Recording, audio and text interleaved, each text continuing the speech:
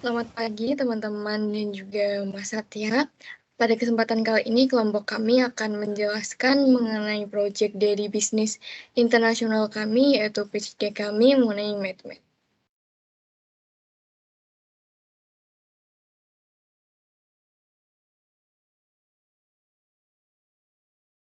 Yang pertama, saya akan menjelaskan mengenai tim manajemen dan juga business structure yang ada dalam proyek bisnis internasional kami. Yang pertama, Maulia Atanur Shiva sebagai Chief Operating Officer, yaitu pimpinan operasional dalam perusahaan yang mengatur kebijakan berkaitan dengan operasional usaha, sekaligus menjadi product manager yang bertanggung jawab terhadap pengembangan dan juga keberhasilan suatu produk. Kemudian ada Haikal Hibatul Azizi sebagai Chief Financial Officer, yang bertanggung jawab mengelola berbagai resiko keuangan korporasi, dan juga sebagai Vice President of Sales, yang mengatur aset perusahaan termasuk pemasukan dan juga pengeluaran perusahaan. Kemudian, ada Kartika Dina Pertiwi sebagai Vice President of Marketing, yang memimpin pelaksanaan pemasaran perusahaan secara keseluruhan sekaligus menjadi Digital Marketing Manager, yang memimpin pelaksanaan dalam promosi brand dalam dunia digital termasuk segmentasi pasar. Kemudian ada Meiza Larasati Haryono sebagai HR Manager, yaitu bertanggung jawab dalam mengembangkan sumber daya manusia perusahaan termasuk dalam proses rekrutmen dan juga pelatihan. Kemudian juga Meiza Larasati Haryono sebagai Account Management atau Customer Service Manager, yang bertanggung jawab dalam mendekatkan hubungan antara klien dengan perusahaan, dan juga Christina Sekar Ayu Laksmi sebagai Business Development Manager yang bertanggung jawab untuk membuat strategi pengembangan bisnis ke depannya, dan juga sebagai Financial Modeler untuk menganalisa keuangan di masa depan untuk menentukan perencanaan finansial. Selanjutnya itu adalah mengenai problems atau masalah apa yang mendasari tim kami untuk menentukan ide dari pembuatan aplikasi ini. Yang pertama itu adalah tradisi klasik mengenai kekerasan asisten rumah tangga. Yang seperti kita ketahui bahwasanya dalam struktur lingkungan masyarakat Indonesia sendiri, sebuah kekerasan terhadap ART itu masih menjadi sebuah tradisi klasik, di mana beberapa masyarakat itu masih menganggap atau masih memiliki stigma bahwasanya ART ini merupakan pekerja bawahan atau memiliki kasta yang rendah di luar dari konsep sebuah rumah tangga. Padahal di Indonesia sendiri terdapat sebuah konstitusi yang mendasari adanya asisten rumah tangga itu memiliki peran atau dapat digolongkan terhadap subjek dari rumah tangga itu sendiri. Yaitu pada pasal 2 Undang-Undang Nomor 3 Tahun 2008 mengenai kekerasan dalam rumah tangga, di mana disebutkan bahwasanya seseorang yang menetap dan juga membantu dalam kehidupan rumah tangga itu dapat dikatakan sebagai anggota dari rumah tangga tersebut, yang mana artinya sebuah kekerasan yang dialamatkan kepada sebuah ART itu sama saja dengan kekerasan dalam rumah tangga. Nah, di sini kekerasan itu tidak merujuk kepada kekerasan secara fisik atau menimbulkan luka, tapi juga kekerasan seperti psikis, misalnya pelecehan ataupun pemerkosaan. Selanjutnya, masalah yang kedua mendasari ide kami yaitu mengenai permasalahan ketenagakerjaan manual yang berupa kesulitan akses kesempatan pekerjaan, di mana bisa kita lihat bahwasanya Kementerian Ketenagakerjaan Indonesia itu masih memiliki problem dasar yang mendasari adanya permasalahan-permasalahan akibat adanya kesulitan atau sempitnya ruang untuk mengakses kesempatan untuk bekerja, di mana pada beberapa segmen ekonomi seperti halnya perusahaan ataupun korporasi nasional itu masih memperhitungkan adanya pengalaman, pendidikan, dan juga skill tertentu, yang mana mayoritas masyarakat Indonesia itu tidak didasarkan kepada penilaian tersebut. Artinya setiap masyarakat itu mempunyai skill, pendidikan, dan juga pengalaman yang berbeda. Nah, akibat tuntutan terhadap tingginya kualifikasi itu, maka kesulitan terhadap akses kesempatan pekerjaan itu masih menjadi problem dari masalah ketenagakerjaan di Indonesia sendiri.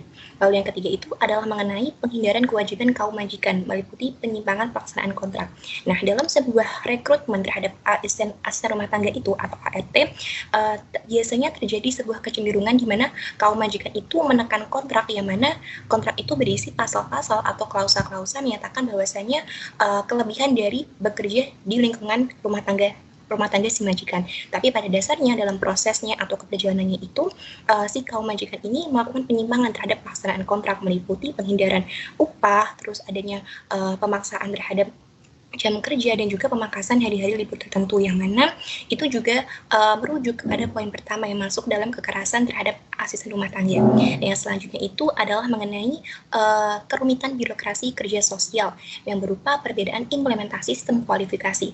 Nah, di sini kerumitan birokrasi kerja sosial itu merujuk kepada adanya perbedaan penerapan kualifikasi pekerjaan yang berbeda-beda terhadap setiap perusahaan, di mana poin keempat ini merupakan spesifikasi dari poin kedua. Misalkan saja sebuah perusahaan itu lebih menitikberatkan pada poin pendidikan, pengalaman, dan juga kemampuan. Selain itu, sebuah manajemen training atau pembantu itu juga lebih menekankan kepada biasanya itu lebih dialamatkan kepada skill-skill tertentu tanpa memperhitungkan adanya pendidikan-pendidikan terkait. Next slide. Baik, selanjutnya ini adalah mengenai produk kami, produk yang tim kami tawarkan. Pada bisnis ini kami menawarkan produk berupa aplikasi jasa, yang mana produk kami ini bernama MaidMed, atau yang berarti sebagai teman pembantu. Nah, di sini mengapa kami memilih untuk memberikan nama MaidMed, karena menurut kami sebuah asisten rumah tangga itu bukan sebagai sebuah bawahan atau pekerja. Dalam artian hubungan antara majikan dan juga asisten rumah tangga itu bukan berdasarkan hubungan yang bersifat vertikal atau secara kelas seperti itu. Sehingga MaidMed ini dimaksudkan untuk menghidupkan kembali iklim dari adanya kekeluargaan dalam sebuah konsep rumah tangga di luar dari konsep ayah, ibu, dan juga anak. Jadi dapat dikatakan bahwasanya konsiderasi dari pemilihan nama ini dimaksudkan kami untuk meningkatkan adanya kesadaran dari kaum majikan untuk melakukan sebuah asisten rumah tangga itu sebagai seorang anggota keluarga meskipun tidak memiliki keterkaitan darah sama sekali. Next slide. Baik. Selanjutnya itu adalah mengenai value proposition, di mana value proposition ini menekankan kepada fitur-fitur apa saja yang tim kami tawarkan untuk pengembangan aplikasi ini. Nah, dalam aplikasi MaidMed ini kami menyediakan dua fitur. Yang pertama itu adalah fitur penyedia jasa, di mana fitur penyedia jasa ini menargetkan kepada kelompok-kelompok ART. Sebenarnya kelompok kami lebih menekankan atau menspesifikkan target atau lingkup dari sasarannya itu kepada wilayah Semarang saja, untuk bertujuan mengevaluasi atau mendapatkan review dan ulasan positif dari beberapa masyarakat Semarang. Setelah itu nanti kami bertujuan akan mengembangkan produk ini lebih luas lagi ke beberapa wilayah di Indonesia. Nah, kembali lagi ke fitur penyedia jasa. Dalam fitur penyedia jasa atau khusus untuk kelompok ART, jadi setelah kelompok ART itu mendownload aplikasi ini di Play Store, nantinya akan muncul sebuah logo bernama MaidMed. Selanjutnya kelompok ART akan diarahkan untuk pembuatan registrasi akun secara virtual dengan melampirkan alamat email dan juga kata sandi. Nah, setelah alamat email dan juga kata sandi terverifikasi, akhirnya kelompok ART diminta untuk mengisi biodata-biodata pribadi terkait dengan nama lengkap, tempat tanggal lahir, dan juga dokumen-dokumen terkait. Nah, dokumen-dokumen terkait ini apa? Meliputi scan KTP dan juga scan dari kartu keluarga. Setelah itu, kelompok ART akan diarahkan untuk mendaftarkan semua hasil-hasil data dan juga emailnya itu untuk proses selanjutnya. Next slide. Baik, selanjutnya setelah hasil data registrasi sudah sistem kami terima, setelah itu sistem kami akan memberikan pernyataan apakah akun tersebut sudah terverifikasi atau tidak. Nah, untuk keberhasilan verifikasinya akan muncul seperti tulisan yang ada di layar, yaitu selamat Anda telah resmi terdaftar. Dengan tautan di bawahnya itu adalah untuk masuk dalam sebuah grup. Nah, grup ini apa? Grup ini itu merupakan sebuah media chat yang berbasis WhatsApp, di mana grup ini ditujukan untuk mempermudah atau mengkoordinasikan komunikasi dari adanya pengaplikasian aplikasi ini. Nah, dalam grup manajemen training ini itu terdiri dari apa saja? Yaitu yang pertama ada dari peserta-peserta training lainnya, yaitu kelompok ART, lalu ada pihak atau perwakilan dari tim kami, yaitu MaidMed, dan selanjutnya itu adalah pihak kolaborasi kami, yaitu manajemen training tertentu. Setelah itu grup ini tuh berfungsi untuk apa? Grup ini itu lebih dialamatkan untuk 4 fungsi. Yang pertama adalah penetapan jadwal dan juga agenda untuk pelatihan-pelatihan keterampilan, di mana pada program kerja ini kami menyerahkan seluruhnya kepada pihak-pihak kolaborasi kami, yaitu manajemen training nantinya.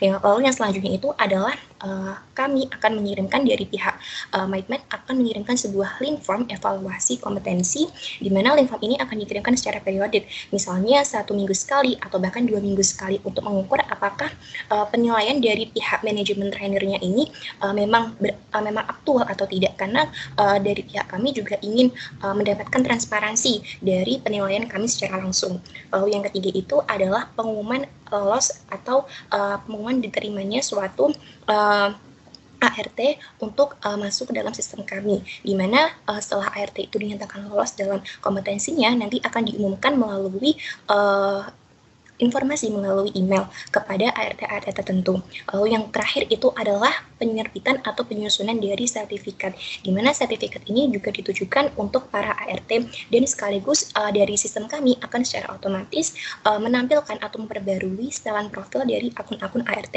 di aplikasi MedMed kami. Selanjutnya,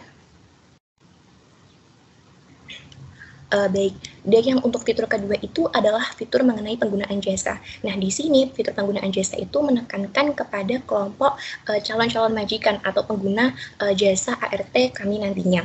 Yang pertama, seperti tadi halnya step-step untuk melakukan pendaftaran, seperti halnya pembuatan akun melalui email, pengisian data pribadi, lalu nanti akan terverifikasi jika data tersebut memang dinyatakan layak untuk memenuhi standar pembuatan akun oleh MedMed. Selanjutnya, nah, ini merupakan tampilan yang memiliki perbedaan di antara fitur penyedia jasa sebelumnya, di mana untuk fitur pengguna jasa, yaitu oleh para calon konsumen itu, tampilan untuk aplikasi mereka itu yang pertama itu adalah mereka akan disajikan sebuah daftar pilihan ART, yang mana daftar pilihan ART ini memuat foto mereka, nama, dan juga beberapa rating penilaian kompetensi, dan juga beberapa nama referensi kemampuannya, misalkan referensi tambahan meliputi menjahit, ataupun dan sebagainya. Lalu yang selanjutnya itu, jika seorang konsumen itu tertarik untuk melakukan rekrutmen terhadap seorang ART, maka mereka akan menekan tombol pemesanan, di mana setelah menekan tombol pemesanan itu, mereka akan diarahkan untuk pembuatan jadwal pertemuan dengan pihak ART, pihak trainer, dan juga pihak dari aplikasi MedMed kami sendiri, di mana pertemuan ini dialamatkan untuk lebih mengenal secara langsung atau bisa digunakan sebagai wadah wawancara terhadap calon majikan kepada calon ART-nya. Lalu selanjutnya, ketika sudah penandatanganan kontrak selesai, wawancara selesai, lalu kaum majikan itu atau konsumen akan melakukan mendapatkan sebuah konfirmasi di mana pesanan mereka sudah berhasil. Dan selanjutnya, setelah mereka menggunakan jasa kami, maka kami memberikan sebuah fitur di mana mereka bebas untuk menentukan atau memberikan review atau ulasan terkait aplikasi dari kami. Baik, mengenai market segmentation, bisnis kami bersegmentasi pasar kepada para masyarakat Indonesia yang membutuhkan jasa pembantu rumah tangga, di mana ini mencangkup masyarakat Indonesia yang memiliki pekerjaan yang sibuk sehingga tidak memiliki waktu yang cukup untuk membersihkan rumah. Kemudian para keluarga baru yang membutuhkan jasa membersihkan rumah, di mana biasanya seorang ibu memiliki waktu yang terbatas untuk membersihkan rumah karena harus mengurus anak dan lain-lain, dan seorang bapak yang memiliki waktu yang terbatas untuk membersihkan rumah karena harus mencari nafkah dalam seharian. Kemudian orang-orang yang pindah tempat tinggal ke daerah lain tetapi sudah terbiasa dengan seorang pembantu dalam urusan membersihkan rumahnya sebelumnya, dan aplikasi ini dapat menjadi opsi utama yang dapat dipilih dalam memenuhi kebutuhan tersebut. Kemudian masyarakat dengan golongan menengah ke atas sehingga dapat mampu membayar sesuai dengan harga yang kami tawarkan. Dengan demikian, dengan kehadiran aplikasi ini diharapkan dapat menjadi solusi terbaik bagi banyak kalangan. Mengenai kompetitor analisis, bisnis kami memiliki jumlah kompetitor yang masih bisa dibilang cukup, khususnya di Indonesia, karena masih dapat dihitung dengan jari. Meskipun bisnis kami ini terbilang cukup baru didirikan dibandingkan dengan banyak para kompetitor sebelum kami percaya dapat bersaing dalam beberapa hal sehingga dapat memberikan nilai plus tersendiri bagi kami, pelanggan, serta mitra kami. Berdasarkan beberapa hasil pencarian review dari beberapa aplikasi kompetitor yang serupa, terbilang rata-rata memiliki kekurangan di bagian performa, responsibilitas pada customer service, administrasi, serta keprofesionalan baik dari pihak aplikasi maupun mitra ART itu sendiri. Maka dari itu, kami berusaha sebaik-baiknya untuk selalu mengoptimalisasikan kualitas kami di banyak aspek seperti pengecekan secara rutin melalui quality control di setiap bagian, seperti di bagian performa kualitas customer service, di mana merupakan salah satu aspek yang terpenting karena terdapat interaksi langsung dengan konsumen, membentuk dan menjaga performa mitra ART kami dengan dilakukannya penyelesaian yang ketat serta adanya laporan tiap minggu yang diberikan dari hasil kerjanya oleh para pelanggan kami. Dan juga urusan pembayaran serta pengalaman aplikasi yang kami usahakan untuk dapat menyenangkan para pelanggan kami. Dengan demikian, kami berharap kami akan menjadi aplikasi penyedia jasa pembantu di Indonesia yang mampu menjadi nomor 1 di hati setiap pelanggan kami. Next slide.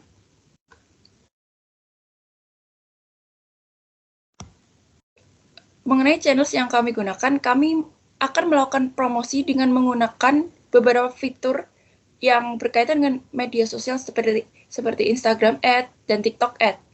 Kemudian promosi menggunakan official website kami dan menggunakan akun Instagram dan TikTok karena kedua app tersebut memiliki jumlah pengguna aktif yang cukup banyak dan memiliki fitur yang dapat menggunakan foto dan video based. Kemudian melalui media cetak seperti pamflet yang ditempel di tiang atau papan mading jalan raya. Kemudian marketing kami juga dilakukan juga secara offline dengan pembukaan kantor di beberapa kota di Indonesia. Baik, selanjutnya adalah key partnership yang merupakan menjadi dasar kemitraan utama dalam model bisnis kami untuk menopang aktivitas bisnis kami selanjutnya. Dalam bisnis kali ini kami menjalin kemitraan dengan 4 mitra kerja utama, yaitu yang pertama adalah perusahaan ART lain yaitu Maymit, yang kedua adalah perusahaan pengembang aplikasi, yang ketiga trainer dalam manajemen pelatihan, dan yang keempat adalah Dinas Ketenagaan Kerja Kota setempat. Kemudian dalam strategi ini, kami menggunakan strategi alliance between non-competitor, di mana dalam hal ini kami berusaha untuk mengoptimalkan kerjasama di antara bisnis kami dengan mitra kerja yang dijalin. Dalam perusahaan ini, kami menjalin kerjasama dengan perusahaan Maymit sebagai bahan evaluasi untuk mengoptimalkan pelayanan jasa yang sebelumnya belum ada dan juga belum optimal. Kemudian, kami juga berusaha meningkatkan hubungan dengan perusahaan pengembang aplikasi agar kinerja aplikasi kami dapat maksimal. Kami juga mempersiapkan trainers yang nantinya akan memberikan pengetahuan dan juga pelatihan dalam manajemen training terhadap para ART dalam aplikasi kami.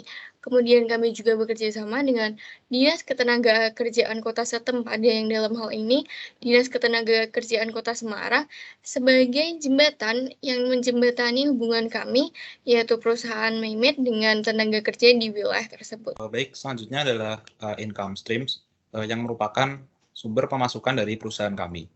Seperti yang terlihat di slide berikut, di mana kami mendapatkan pemasukan dari 3 sumber, yaitu adalah dari investor yang menyumbang income sebesar 65%, dan selanjutnya adalah penggunaan layanan jasa perusahaan kami sebesar 32%, dan kemudian ada dari keuntungan dari pendapatan promosi sebesar 3%.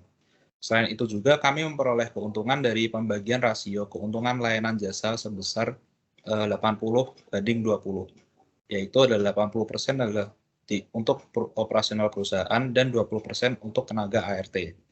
Sebagai layanan penyedia aplikasi, kami juga akan mendapatkan keuntungan dari jumlah pengunduh aplikasi dari Google Play Store atau Apple App Store dikalikan nominal imbalan tertentu. Selanjutnya,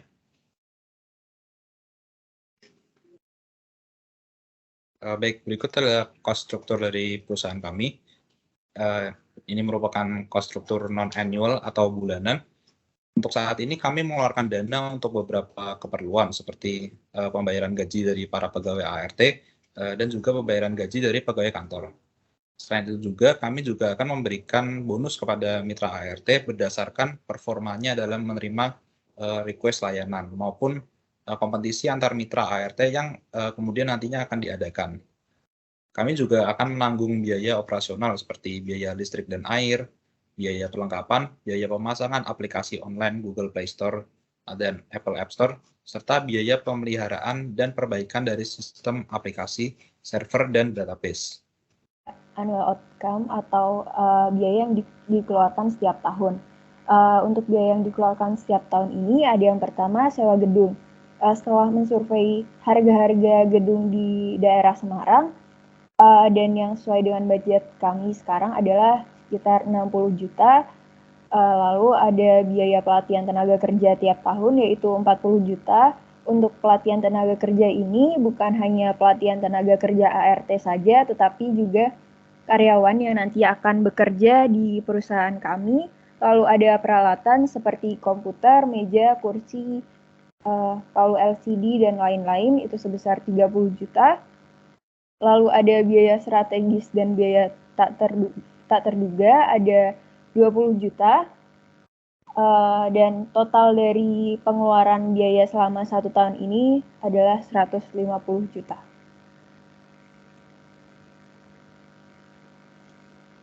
Lalu setelah mendapat biaya dari investor dan biaya-biaya yang sudah kami tetapkan sebelumnya, yang akan kami lakukan selanjutnya adalah yang pertama planning, yaitu kami mengontak partner kerja kami, yaitu MyMate, lalu mencari hal-hal yang menjadi kebutuhan perusahaan seperti yang tadi sudah dijelaskan pada tabel outcome, lalu membuat kontak kerja antar perusahaan dengan ART serta karyawan yang bekerja.